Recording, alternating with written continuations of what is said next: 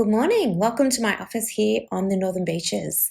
Today I just wanted to hop on and have a chat about the moon calendars that I have been posting every Monday morning on the Facebook page and on my Instagram page, and explain why they're important and how you can use them to really track what's going on with you. The idea is that each week you can see which signs the moon is traveling through, and if you track this for a few months, over the 28-day cycle, the moon goes through the entire zodiac, and you can start to tap into how you feel when the moon's in the different parts of the zodiac. Not everyone suits the same moon placements. It can really depend on your natal chart and on your natal moon placement to know whether, a moon in Leo suits you or doesn't suit you. So the only way to really know this is to track your emotions, note them down in the diary, and also note down where the moon is that day. The moon does change in tone over the 28 days as it moves through the full zodiac.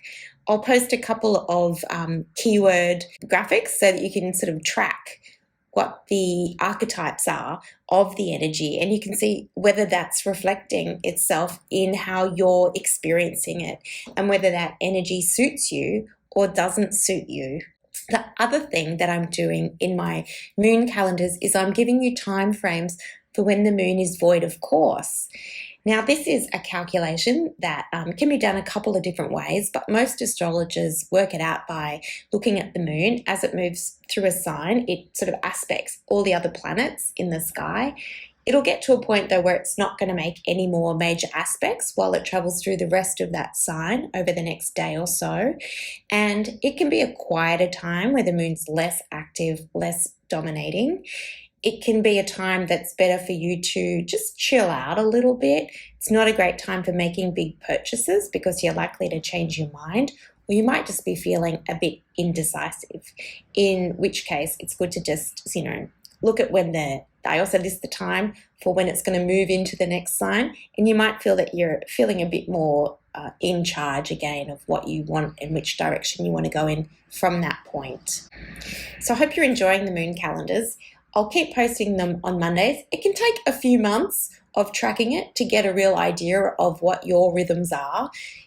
For women, the first thing to really track is your cycle, your menstrual cycle, and see if that's corresponding with the moon traveling into a particular sign. And also then, of course, you can track your PMS and see if you're having real hormonal shifts that correlate with the moon changing signs. Even just knowing that can be hugely helpful in managing yourself moving forward. It means you can look and go, okay, well, this week I know I'm going into my PMS phase on Thursday. So perhaps, don't schedule anything too tricky at that time. So I hope you're finding them helpful. I'll keep posting them, and make a booking. Come and see me if you want to talk more about how they impact you and what your moon does in your natal chart too, because that can be a real key to understanding the 28-day cycle.